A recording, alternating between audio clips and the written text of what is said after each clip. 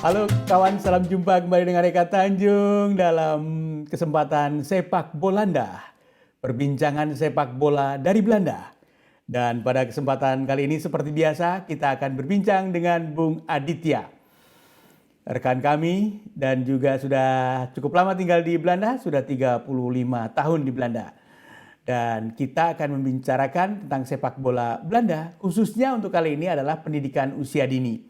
Sebelumnya saya juga pernah berbincang dengan Mbak Lia Hestina yang juga punya 3 putra bahkan yang main sepak bola. Videonya bisa diikuti di sini. Jadi kalau bisa nonton silahkan. Dan sekarang kita dengan Bung Aditya. Tentu saja pengalamannya berbeda-beda. Baik, langsung saja kita sapa Bung Aditya. Halo Bung Aditya, apa kabar? Alhamdulillah, kabar baik Bung Eka, kabar Oke, baik. senang untuk berjumpa kembali ya. Iya, Jadi ini kita akan bincang-bincang lagi tentang sepak bola, tapi kita juga ingin melihat dulu kabar-kabar di Belanda seperti apa. Kalau kompetisi di Belanda bagaimana Bung Aditya? Kemarin hari Rabu sudah menyelesaikan hampir ronde terakhir ya. Eh, Kok tidak salah 14 apa 13 pertandingan, dan sementara ini Ajax masih memuncaki Liga Belanda dengan hanya beda 1 poin dengan PSV. Setelah itu di bawahnya ada 2 tim lain, itu Vitesse dan Feyenoord.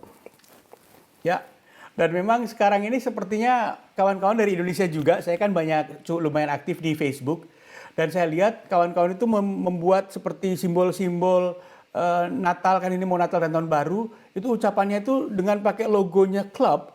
Ada teman yang ngefans banget dengan klub Ajax, Bung Sahanaya itu dari Indonesia.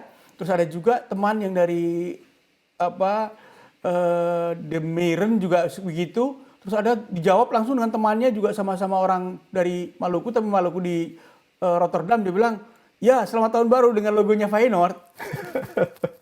Berarti mereka betul-betul merasa hidup dengan tim-tim yang mereka support ya, Bung Eka. Ya, sebenarnya dari Ajax, kalau Ajax kan ada gambar dewa itu, dewa Ajax itu kan, Kepala yang Tuhannya Yunani. ya dewanya Yunani. Itu dikasih semacam topi Natal, kemudian kasih selamat, jadi bentuk. Kalau Feyenoord agak susah karena bentuknya bukan manusia. Tapi ya Betul. tersengat juga. Kalau Bung Ade itu ngefans Ajax sampai seperti itu juga apa enggak? Enggak Pak, enggak Enggak. Bung Eka. Jadi hanya sebatas mengikuti, dan saya lebih tertarik mengikuti perkembangan bagaimana mereka dalam membina pemain-pemain juniornya sampai di bawah, sampai pemain-pemain papan atas di tim Ajax sendiri. Itu saya sangat lebih menarik perhatian saya. Dan supportnya pun untuk pertandingan-pertandingan di kompetisi dan di Piala Eropa. Tapi untuk hal-hal yang seperti itu enggak sampai seperti fanatik seperti itu, Bung Eka. Iya ya. Oke, baik.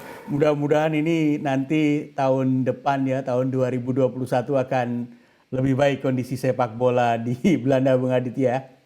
Ya, semoga saja, mudah-mudahan dalam arti kata, jika pandemi ini berlalu, mudah-mudahan akan kembali ada penonton. Seperti nampaknya memang kita agak kurang serak ya. Menyaksikan pertandingan-pertandingan di TV dengan tanpa penonton tuh sepertinya seperti melihat mereka sedang berlatih, tidak sedang bertanding. Kalau kawan ada pertanyaan mengenai tayangan ini, obrolan ini, jangan segan mengenai sepak bola Belanda, bisa langsung tanyakan, tuliskan di kotak komentar. Nanti kami akan tanggapi pada perjumpaan berikutnya. Jadi kita kembali deh ya, Bung Adit, ke masa pendidikan sepak bola usia dini. Setahu Bung Adit, kompetisi usia berapa tahun itu di kompetisi amatir Belanda itu? Setiap klub di Belanda itu mereka memiliki tim-tim sepak bola junior mereka ya. Itu dimulai dari di bawah 5 atau 4 juga sudah ada kadang-kadang ya. Itu sebutannya dengan sebutan zaman dulu itu adalah mini F ya. Yang masih mini. Jadi F, Dulu E ke atas. mulai dari F, E naik sampai A. Ya, A itu yang sampai 18 tahun. Tapi beberapa tahun yang lalu terjadi perubahan sistem di Belanda, di mana mereka menggunakan sistemnya adalah tim di bawah usia. Jadi tim di bawah usia 7, usia 8, usia 9, sampai usia di bawah usia 18 tahun. Dan ya mereka sistem lapangannya pun disesuaikan dengan mereka, dengan usia. Jadi ketika pada usia dini, mereka hanya bermain di seperempat lapangan sepak bola. Jadi itu sampai dengan usia kira-kira usia di bawah 10 itu masih bermain seperempat lapangan. Usia 11 sampai 12 bermain di setengah lapangan. Baru setelah usia 13 masuk lapangan penuh sudah memperkenalkan sistem offside, bait and spell. Ya.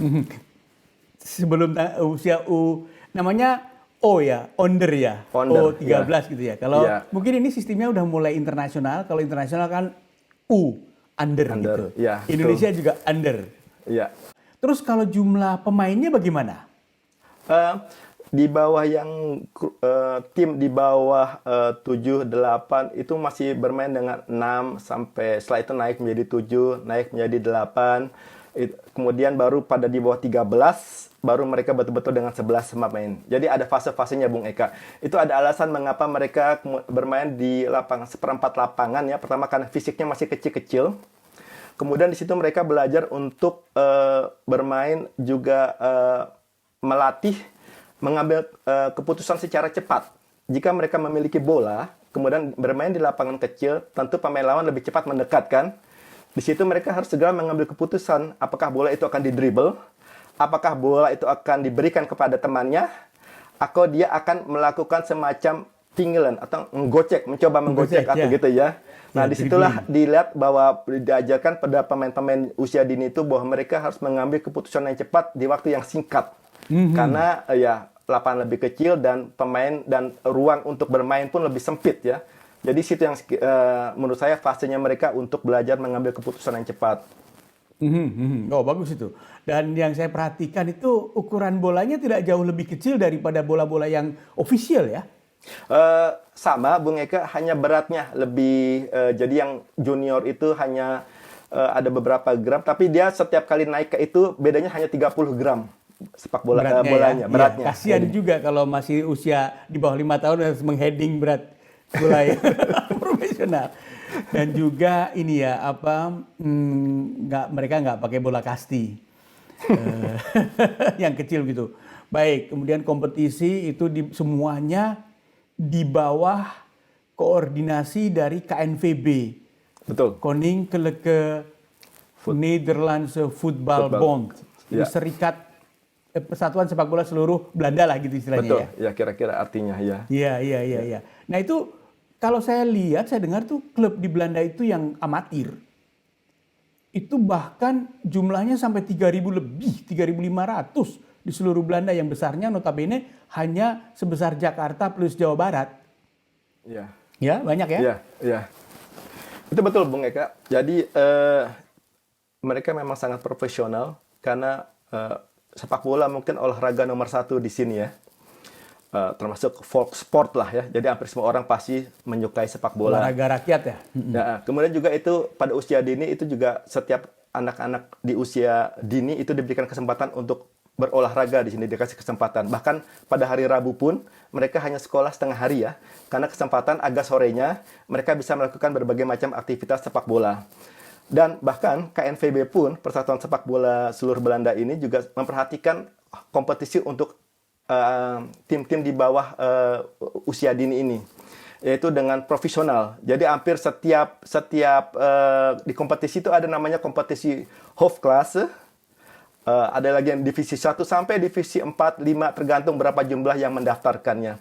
Jadi mereka memang betul-betul sangat profesional dalam arrange planning pertandingan-pertandingan setiap minggu, dan itu jumlahnya ribuan Bung Eka. Bahkan sudah sampai tertulis kalau kita melihat di aplikasi app-nya itu sampai sudah ada kadang-kadang tempat bertanding lapangan berapa, tempat ganti bajunya yang nomor berapa, itu sudah tertulis setiap minggu, setiap hari, sehari sebelum pertandingan kita sudah bisa mengetahui informasi itu.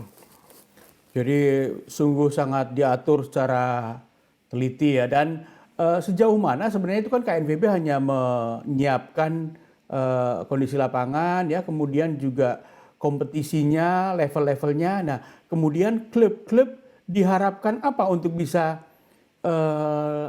terlibat dalam kegiatan mempermudah kelancaran dari proses kompetisi amatir ini? Jadi sebetulnya setiap klub, terutama yang di klub-klub yang usia di ini itu betul-betul yang dikelola dengan secara gotong royong, Bung Eka ya. Jadi yang namanya pelatih dari setiap tim junior itu biasanya adalah ayah atau ibu dari anaknya yang bermain di tim itu, ya. Kemudian klub sepak bola hanya memberikan fasilitas lapangan sepak bola untuk pertandingannya, memberikan jadwalnya, memberikan bolanya, menjadwalkan siapa yang pelatihnya, kemudian memberikan minum untuk tim-tim yang bermain.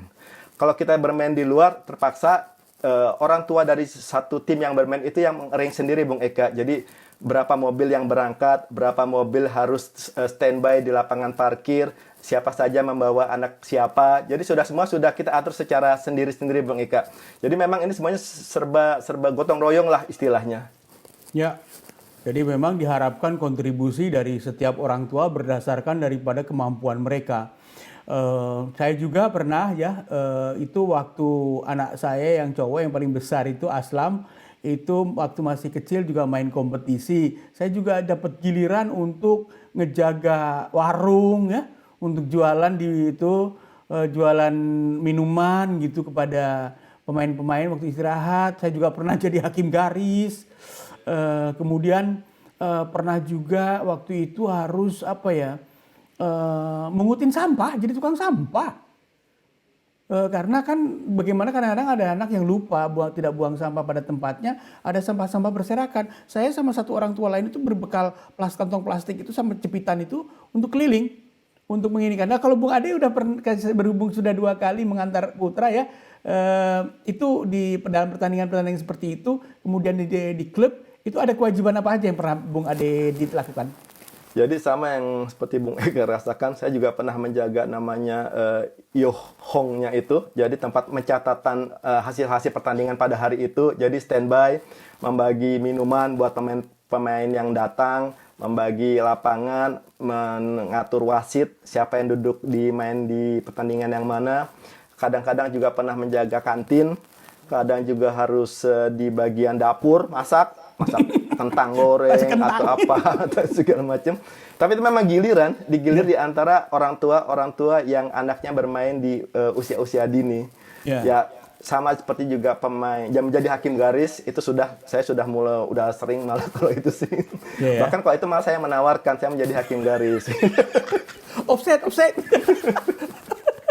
Tapi memang ini juga Bung Eka, ada pengalaman suka dukanya itu tergantung ya. Kalau misalnya melawan yang tim-tim yang katakanlah berasal dari lingkungan yang dari agak kurang secara sosialnya kurang bagus gitu ya. Itu kita akan menghadapi orang tua yang sangat fanatik dan sangat emosional. Jadi kadang mereka kalau misalnya kita pun memberikan keputusan offside, misalnya kita pun tahu itu memang offside, tapi mereka Lat Mario, saya toh noh kinder. Jadi maksudnya mereka nggak mau, udahlah diemin aja, itu masih anak-anak. Iya. Jadi seperti itu mencoba mempengaruhi kita agar tidak begitu strict dalam melakukan dengan prosesi offside atau sebagainya. Tapi biasanya kalau gitu ya saya bilang ya maaf saya hanya tugas menjaga offside-nya atau melihat bagaimana tugas saya ada di situ adalah untuk menjaga bola-bola.